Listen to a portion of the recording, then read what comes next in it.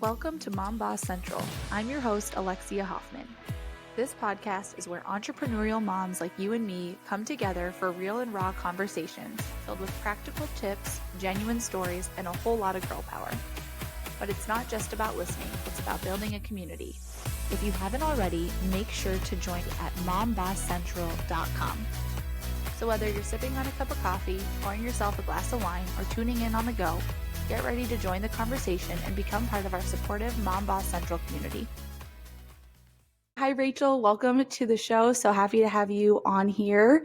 Can you give our listeners an introduction of who you are as both a mom and a business owner? Well, thank you so much for having me. I'm excited to be here. My name is Rachel Newman. I am a best-selling author. I'm a mom coach. I work a full-time job. I am also a founder of the community. It's called Mom Me Community, which we'll get into a little bit of that more later as well. I am also a mom of twins. I have 3.5-year-old boy-girl twins and a 5-year-old girl. So my life is just a wonderful ball of crazy trying to balance everything. Yes, love it. So to start, talk a little bit about when you got into business and the timing of that with having kids. This is actually my third go at a business with kids. So all of this started in 2020 after I had our twins. So I was a teacher for about 10 years. I taught high school German. And in 2020, due to the high risk nature of having twins and just the overall general expense of having that many young children in childcare, we made the decision for me to stay home. So I transitioned, and about December, so the twins were almost 6 months old at that point, I started a sewing business, and I absolutely loved that. But I did discover quickly that the cost versus benefit of that was a little bit too much for us, because you're the one doing all of the work. You have to also then get childcare assistance. So it just really didn't pan out for us. And then we switched into doing a couple of other little things. And I finally found my stride earlier in 2023 when I decided to write a book. So I decided to write a book just out of the premise of helping other moms and serving them and helping them figure out how to navigate being themselves while also being a mom. And I actually never intended to create a business out of that. I just intended to put the book out there and help serve moms in that capacity. And through conversations with several different friends, as well as my book coach, they're like, hey, you should really create a community and do some more coaching with this. Since you're already doing it for free, you may as well just take it one step further and create the community and then the one-on-one coaching. And that is what I've been doing since right after the book launched in November of 2023. And through now, that's kind of where we are. So we're on the beginning stages of this version of the business. Yeah, that is so cool. So share a little bit more about what advice you are giving to moms in that book. As you know, a mom to 3 under 2, there is a select few of us, but I think it's the biggest blessing, and also just like such a insightful phase of life, at least for me. You know, you just like learn so much about yourself. You learn so much about just the world when you have these babies. What are some like key takeaways that you share in your book that would be helpful for moms in our community? The entire premise of the book the book is called Mom Me, and the point of that, it's a fun play on words, but essentially it is about being yourself and letting the woman you were outside of your role as a mom beforehand, or even now the woman you're developing yourself into as a mom, shine through. So the goal is to help moms figure out how to prioritize themselves better, how to avoid or curb overwhelm, because sometimes it's not avoidable, and then really just figuring out how to make motherhood more enjoyable for you. As you said, we are moms to that very special group of 3 under 2. And there are moments that can be very overwhelming and not enjoyable, but this is an attempt at reframing your mindset, teaching you the skills and the strategies, as well as just providing that support and encouragement for the moments that it is hard. So that way you can go forward and enjoy being a mom so much more. Yeah, definitely. With that, I mean, what was it like for you as, a business owner now to leave your career job having kids? What was that experience like before knowing that you are going to have success with? The best way to say it was I absolutely hated it. Okay. And this is one thing that I think a lot of moms do, or women in general, is we are taught that it's okay to go after anything that you want. Like, this is what you should be doing, right? You can dream to be Mm-hmm. anything you want to be. And then when you achieve it, it's like, yay, I've done it. This is me. This is my identity. This is a huge part of it. And then you have children, and the Mm-hmm. expectation shifts that your entire focus is going to want to be on your children. Again, not that they're Yes. not a priority, but you see what I'm saying here is everyone's like, Yes. children first. The goal, right, is to be a stay-at-home mom. And for me, I didn't have that Yes. experience. I wanted to stay in my teaching profession. I absolutely love teaching German. I love seeing students light up in that capacity. And to me, I felt like I was doing something very valuable. And again, I'm not in this mindset anymore, but you asked, so we're going to explain it. I felt like I Yeah. was going down to do something that I didn't see the value in every day. And Yeah. it took about 6 months for me to get out of that mindset, because moms do a lot of the mundane day-to-day housework that's not fun. It's just Yeah. not. Some of that stuff is really, it's boring. You don't see the value in it unless you're intentionally looking for it. And Mm-hmm. it really stinks. I did not enjoy that first time period until I got myself out of that, which is the Yeah. strategies I teach. It was awful. Like, just in Yeah. my experience, it was awful.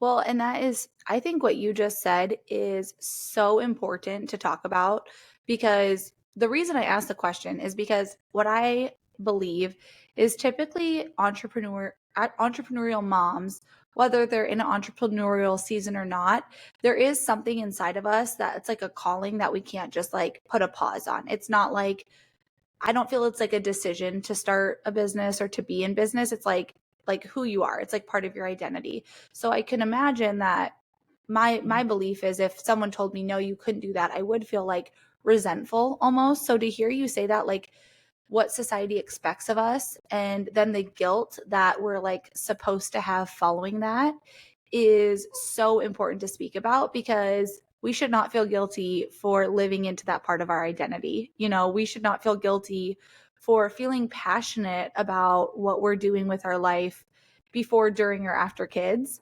And so I think that is so important to speak to the moms who are maybe pregnant, or, you know, the entrepreneurs that are pregnant right now and they're not sure what that next season brings and they're feeling all the things. I just think that's so important, because it is, you know, it is like all around us what we're consuming. I mean, there is two sides of it, but there's so much that says like you should stay home, you should come second. But I really just think it's so hard to pour into your kids if your cup isn't full yourself. And so, yeah, I think that's so important. But so to go back to, that was a little bit of a tangent, but just, you know, so important to talk about. So with that, I mean, what did you feel like coming back into the working world and after that season?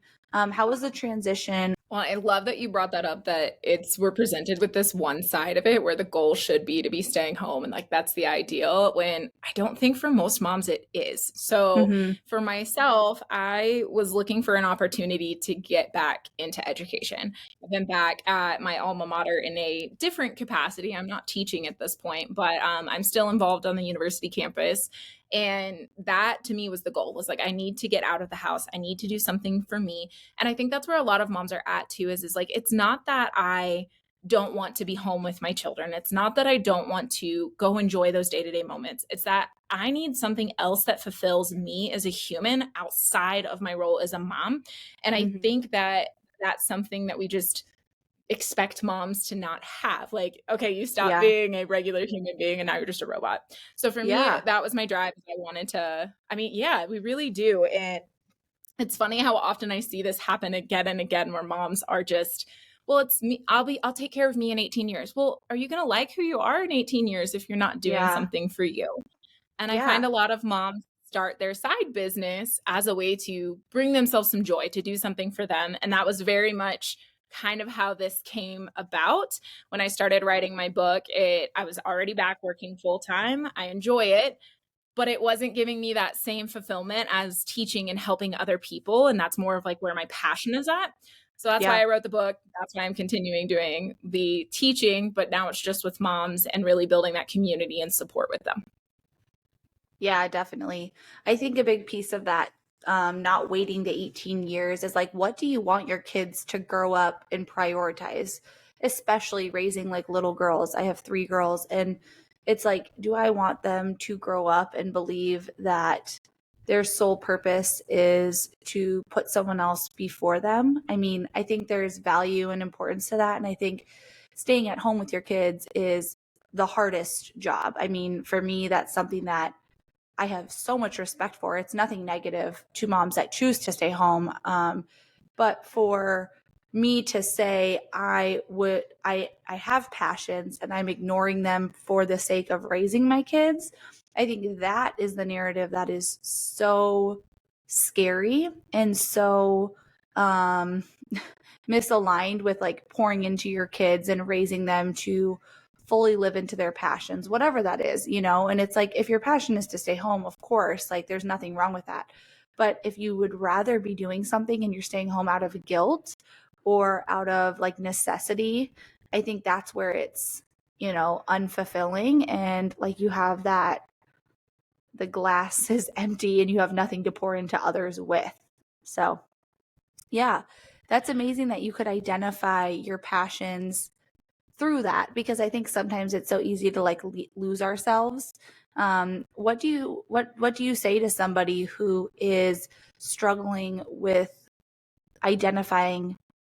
One, that you're not doing anything wrong. It's okay to kind of have to take a second and reevaluate what matters to you and where you're wanting to go. I think all of us have hit that point, and just Yeah. know that you are exactly where you need to be right now. That's an opportunity for you to explore what you really want to be doing. And it's okay to try a few different things and find that something is misaligned for you, and then just keep going to it. And I love that you touched on we have that opportunity at home or out in the workforce. Like, even if you are a stay at home mom and that is truly your joy and that lights you up, you still need to be taking care of yourself and finding something for Mm-hmm. yourself, whether that is professional as far as starting a business or just having something to do that is solely for you. That's extremely Yes. important. So I would, Yes. one, acknowledge where you are and then start playing around with it. See what lights you up. It doesn't have to be anything crazy. Like, it could just be reading, and maybe you're starting yourself a Bookstagram account and sharing all the things you love. Like that could be a good Yes. start for somebody. Definitely. Yeah. I think it is so important to remember, like, as an entrepreneur, it's not all about business. Just like as a mom, it's not all about the kids all the time. And I know that can be kind of misconstrued. Like, if, it feels like dirty to say, like, oh, my whole life doesn't revolve around my kids 24/7. Like, I feel like I'm going to be like, someone's going to throw an egg at me or something, right? But it is important. Like, we still have needs as people, as women, that is exclusive to being a mom and exclusive to being a wife too. Because I think it's so easy to say, like, okay, I have to meet the needs of my kids, I have to meet the needs of my spouse, and there's no time for me. And then I have to meet the needs of my business. So where does that leave me? But all of that, you know, should not always come above. There's, I mean, seasons, right? It's like I'm not going to come first in every season. I think the newborn phase is a perfect example of that. But, it's like we can't lose ourselves trying to be everything for everyone else. And I think that's so important. So I love that you said to identify what those passions are, whatever season you're in, and don't lose that, because it can be so easy to get caught up in the grind of kids, schedules, work, and then we forget what we were actually after in the first place. So, yeah, so good. Do you have a specific challenge that you kind of overcame as you were integrating business into being a mom? That something you struggled? You actually just touched on it a second ago, and is the managing all of the schedules. So this is one that, again, the whole, we don't always have to be first, but we do have to be somewhere on our priority list. And Mm-hmm. part of the struggle for me is my husband travels quite frequently for work. I travel for my day job. And then this is also my side job of that, if you're looking at it that way. Like I have a 9 to 5 and I also have my entrepreneurial business. So Yeah. it's managing all of the things while also solo parenting. I am a representative on our local Moms of Multiples organization. So it's just, we have Yeah. all of these different things going on, and prioritizing, as well as then utilizing those time management skills that I teach and actually making them work for me, and reevaluating and constantly trying to ensure that, yes, I'm meeting all of the requirements I need to for all of the different categories of my life. And then also ensuring that I'm doing something for me every single day. So it's just that component of, how do you fit all the puzzle pieces together? Yeah. Yeah, definitely. Can you speak about a time where the puzzle pieces didn't fit? And Yes. So actually right around the time that I launched the book, which was November, and November also happens to align with my oldest's birthday. okay. We we had the birthday party going, we had my book launch going. We were in Houston, which is where most of our friends and family are located. So we're trying to navigate all of that. My husband is traveling for work. We've got sick kiddos while we are Oh my traveling gosh. and staying at an Airbnb. I have Oh my podcast gosh. guesting. I have all the things going on. It's just the perfect cluster of enjoyable and I don't wish this on anybody at the same time. And Yeah. I did end up having to cancel a few things that week because it just did not, there was no way I could show up as my best self in those moments. And it's important to remember, yes, your business is important, your individual things are important, but I also, like, life happens. Our kids will Yeah. need us. They will need us in sometimes the most inconvenient of times. And it is okay Yes. to prioritize them and taking care of them, and or you, when you're sick, you got to prioritize you, and your business will be there. It's not that you have to show up 100% every single day. You just have to consistently be working on it and moving forward with it. So good. That is awesome. Like that consistency piece is exactly it, because I feel like it is that pressure of like being all the things for all the people all the time. So to hear you say like, yeah, I had to cancel a few things, like I feel like that's what somebody needs to hear right now is like, it's okay, cancel the thing, whatever you're dreading like this upcoming week. If it is not bringing life and joy and it's not the best version of you showing up for that, like it's okay to cancel. People understand. And if they don't, are they really the people that you want in your circle? You know, like that's what I have to remind myself of. But that is, yeah, so wild how these seasons come, right? And it's like all of a sudden, it's all of the things at once. So with your book launch and the birthday and everything else, I mean, do you have any regrets about canceling anything, or do you feel like you missed out on anything, or do you feel like that was the It was definitely the right way to move through it. Now, yes, I am a little sad about some of the things being canceled, but we were able to shift things around and still do them at a different time. It just wasn't yeah, in my timing. And sometimes we have to step back and remember that maybe it's not supposed to be in the timing that I had planned it to be. There's something to be yes, said in just letting the universe, God, however you want to phrase it, take over and align that when it's supposed to happen. I was supposed to have 2 book launch parties back to back. So one was on a Saturday and the one was the next Saturday. My daughter's mm-hmm. birthday was in between. So we were in Houston enjoying that time. And one of my other children got sick at that point in time, like Oh my gosh, pretty sick with anyway. So everything just got shuffled around. When we got back, we had to cancel the second launch party and we just moved it to a different day and did it in a much more chill way than I had originally planned. So it was a lot more just like a come and go yeah, kind of party. But I feel like it actually aligned better with the concept I'm going with, is like, we're just moms. We're going to say no to the yeah. overwhelm and just go with it and make the most and have as much joy in what is going on as we possibly can. Yes. Okay. So you said you say no to the overwhelm. And I want to ask, what would you say for the moms that have a hard time saying no? Because I think it is important to hear, like, yeah, I don't really regret it. It was the right move, but I missed out. Like, for someone that has a hard time saying no, what advice do you have? How do you do that with such Sometimes I don't, I'll be honest. I don't think it's always an Okay. easy, but I do think that's important to note is it's not always an easy no. And Mm-hmm. sometimes you're going to want to say yes. So I just used that example a few minutes ago with how I'm on the board for our local Moms of Multiples chapter. Well, I'm located Yeah. in Texas, and the Texas board just asked me if I wanted to take a board position, like be on the docket to take a board position for the state organization.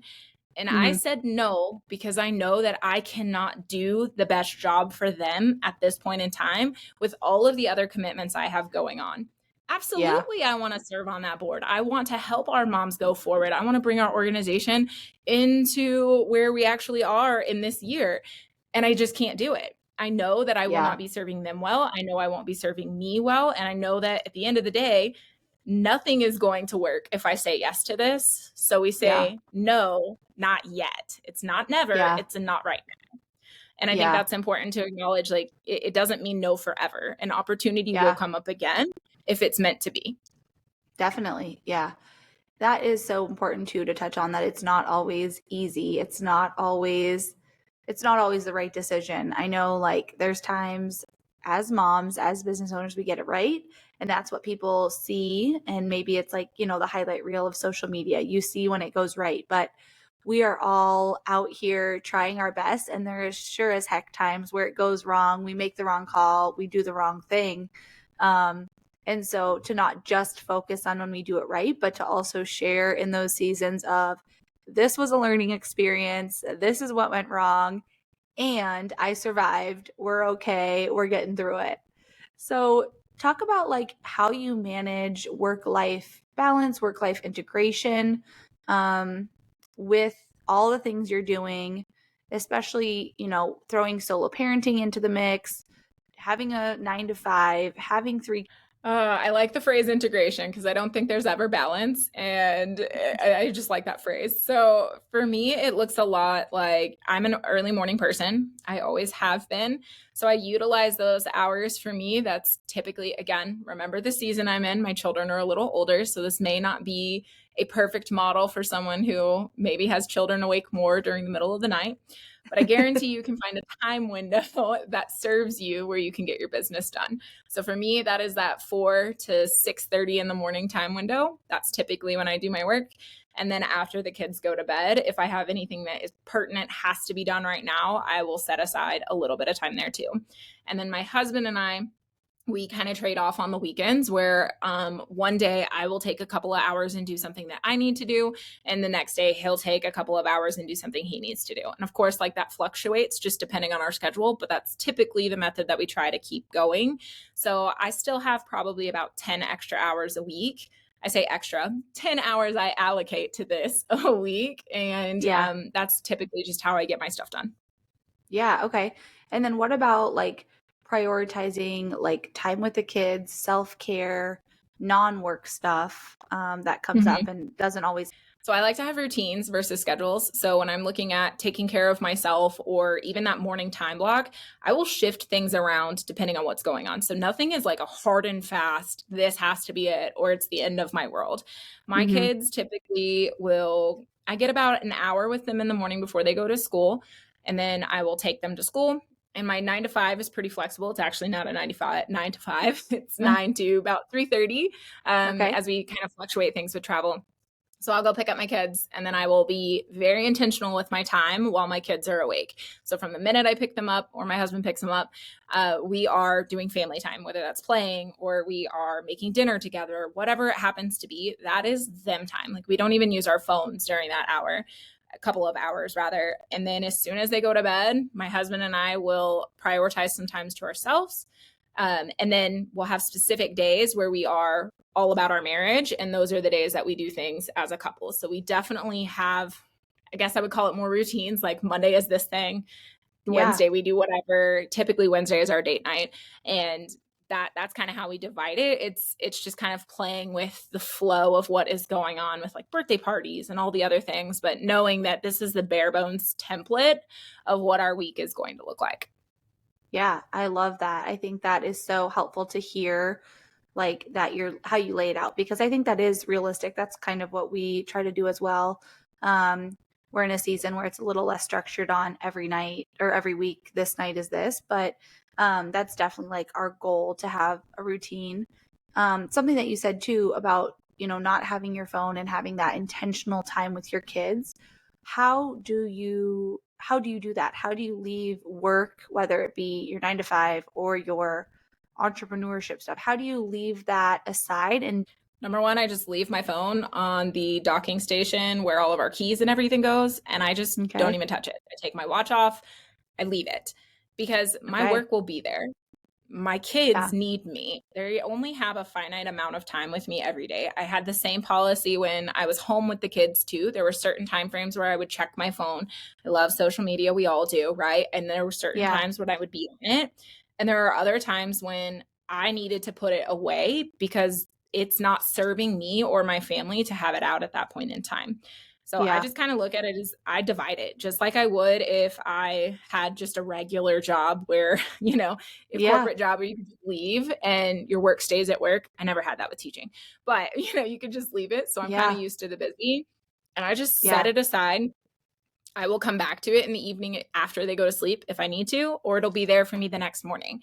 It's not something that typically it needs my immediate response. That's true. Yeah, that's so good to hear. Like you say, I just literally take off my watch and my phone because it's easy to say, like, yeah, I'm not going to be on my phone. But oh my gosh, I get one text message that comes through on my watch and it derails my whole night.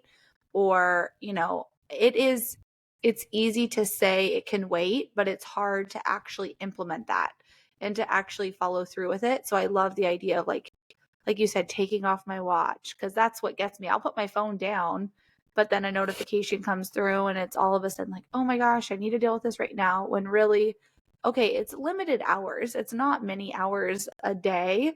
It can all wait. So yeah, that is so helpful, I think, for people to hear that it can be done, and that it's quantity over or quality over quantity, right? Mm-hmm. Like I saw something that said our kids would rather have 100% of us for 10 minutes a day than 10% of us for 100 minutes a day. And I think that that's so true, right? Like my kids know when I'm distracted. Like if I have my computer out or my phone out, they are going to behave way worse than when I'm sitting there engaging with them, with each other, whatever it is. But the flip side of that too is like on those weekend days, right?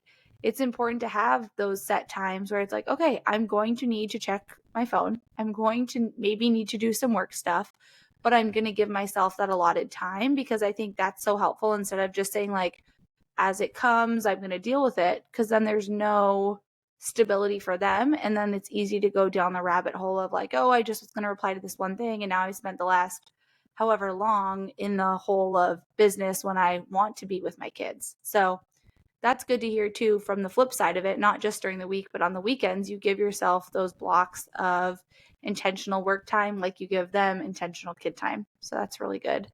Is there anything else that you've kind of picked up on now that you are more entrepreneurial that has been helpful regarding like balancing, kids and another job? Because for me, I have all of my businesses are entrepreneurial, so I don't have to deal with like the 9 to 5 or like reporting to someone else. But for the moms that are trying to balance maybe a side hustle, like you said, or they're just getting into that entrepreneurship side of things, what advice do you have for them when you also are juggling? Part of it is, again, giving yourself that grace. There's nothing that you are doing right now that is going to, again, take away from the time you have with your kids. So always, for me, even though I do, of course, teach prioritizing yourself, making sure you're doing your business, all of those things, at the end of the day, you still need to be a present parent. You're going to beat yourself up more about not being a present parent than you are going to beat yourself up about being a less than 100% business person, right? So just kind of one, keep that in mind. That's not to discourage you or dissuade you from being present in your business, but you absolutely can maximize your time. If you know you have this number of minutes or hours a day that you can allocate to your business, then use those minutes wisely. It doesn't require you to spend 8 hours a day working on your side hustle to make it profitable. It really only takes about an hour or two. Another thing you can do is outsource some of your things. So for me, I know that I go down I want everything to look perfect, and I will spend hours trying to make the best template or create my website. I outsourced it. Again, I know not everybody has the funding to do that, but that's one where I encourage you to identify areas where you can outsource or delegate out. Maybe your spouse is really good at doing something. I know my husband takes over a lot of spreadsheets for me, and that saves me time so I can actually work on what is required of me. There are only certain parts of my business that require me to do it. A lot of the other things other people can have their hands in. So that's one way that I make sure I have it done. And that really does allow me to then spend more of the time that I want to be spending with my family, intentional with my family. Yeah, that's so good and so important too, because I think like outsourcing can feel, especially when we already feel like it's a side hustle, to feel like wrong. But I think it is important, especially if you can find a way to maybe utilize a spouse or a friend or, trade talent. So you're really putting your energy in the things that are most fruitful and make your time go the farthest. I think that makes perfect sense. You had mentioned your sewing business, and I would just love to ask you to share a little bit about how you knew that wasn't the right place for you to put your energy. I know you mentioned finances, but for someone who's maybe like started a business and they're struggling and they think maybe it's not the right thing, but they also feel that pressure. There's a couple of things I want to have you consider looking at. And one of them is if it's a side hustle that requires a lot of your time, your individual commitment to it. Sewing, my operation was not big enough to outsource any of that. So it was me painstakingly and sometimes joyously doing all of these little items I did it for babies and toddlers. So burp cloths, blankets, all of the things. Is it causing more stress than joy when you're doing something of that nature? Because that is something that started as a hobby for me. I was creating something for friends and they were like, hey, people would buy this. They did. But it caused more and more time to be spent away from my family than just being something that was enjoyable and a way to bring in a little bit more income. So in addition to looking at the ROI, versus time and childcare and stress and all of the things. We evaluated all of that. It just genuinely stopped being fun for me. And that was never the goal. The goal was to have some fun and bring in some extra money. So I kind of looked at those things. I looked at ROI. I looked at how it was impacting my family. It would mean that I would go to vendor events and sell on the weekends, which again brought in lots of income, but took me away from my family. So it did not align with my family values and our goals. And it really wasn't bringing in as much income as effort to make everything. Yeah. Wow. I love that you shared that because I think it is so easy to feel like you're stuck and maybe we're looking at like income and we're not looking at like our joy. Like imagine if we looked at how joyful we felt doing something, like we look at our bank accounts, right? Like how different our energy would be spent. So I think that is amazing that you shared that. And I think it's also so valuable to like learn that lesson, right? To go through and have a business. I don't even want to say like, I don't know what the right word is because you didn't fail, right? It's like a business transition and like that season of learning from, okay, I don't want to do this anymore because it's not where my passion lies. And then for you to just organically go into this awesome business that like came from that you probably would not have done if you were still in that other season of trying to make the sewing business work. So I just think that's so important for people to hear. Like, if you're doing something right now and it's not filling your cup, it's not bringing you joy, but you feel trapped, if you get out of that, it might give you space to find something you're passionate about. The income will come, the projects will still be there if you decide to go back. But I think it's important for people to hear that it's okay to not always push forward because I think in the business world, especially as women, it's like okay, we got to make it work. We got to hit the goal. We got to grow more. We got to do more. And it's like, it's okay to stop and say, this is not serving me any longer. And that's okay. There will be other ventures that come, because I believe as entrepreneurs, it's just part of like our identity, right? Like we're going to find something else, whether it be on purpose or accidentally, we're going to find more business opportunities. So don't spend time in one that you're not enjoying anymore, right? It's like they will come. So how did you start writing your book? How did you go from the sewing back to teaching, or back to, your role? The book kind of came up from just a couple of conversations where I was chatting with some of my close friends who, frequently, how I hope you have this in your mom community, your mom group, where you can just talk to each other about things and give advice and help each other out. And a lot of that came from, like I said, conversations with a couple of close friends. And they're like, Rachel, you're talking about all these things on social media all the time. Like, you should write a book. I was like, okay, sure. That sounds great. My background, my master's is in German literature. There's lots of writing in that. So the writing part wasn't daunting for me, but it was more the idea of, well, what do I talk about? What do I teach people? How can this be impactful for moms? And that's one thing I try to focus on is impact. That's one thing that's very important for me. If you couldn't tell by all the professions and all the things that I've liked to do, impact is a big one. So it came up from those conversations, and I talked with my book coach and decided that this is the direction I could go in. What moms really need is to stop being so overwhelmed, because we're always overwhelmed and pressured societally to continue doing more and giving more of ourselves, and to not ask for help. That asking for help is like a sign of failure, which I absolutely don't believe in, but I did fall pressure to that myself. And then also, and trying to make sure that you're taking care of yourself, because I do believe a mom should never rank last on her priority list. We may not be first, but the dishes definitely can be lower down on the priority rung than me. Like, oh my gosh, hands up. preach. That's exactly yes. And while moments in parenting are not fun, we can figure out how to find joy in the crazy. Like it is possible. And if you have your mindset framed correctly, you're going to start seeing those joyous moments. You're going to have more fun. You're going to prioritize yourself. The overwhelm will naturally start to fall away. And in writing the book, I figured out, hey, I actually know how to do all of these things. Let me go out and serve other moms and support them on their journey to figuring that out. Because that's not the manual you get when you get babies. There's no manual. And no one tells you how to figure out how to mom and still be yourself. And that was the goal, is to try and provide that. That is so amazing. Oh my gosh, Rachel, this is so good.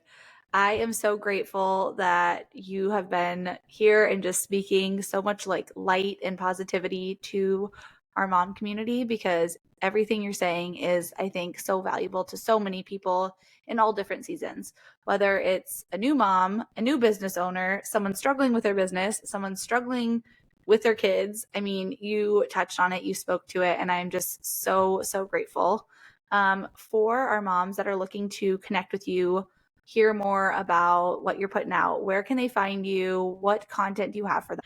I love to hang out over on Instagram. My handle is at the.rachel.newman. My website is therachelnewman.com, and you can find my Mom Me book over on Amazon. Love it. Love it. Love it. Love it. Well, thank you again.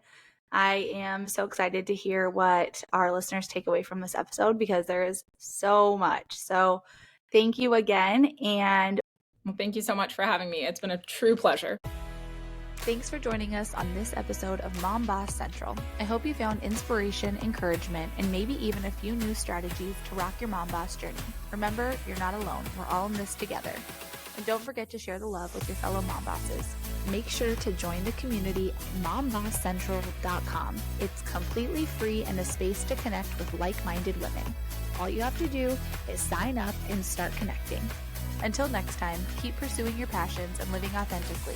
We're so happy to have you as part of the Mom Boss Central community.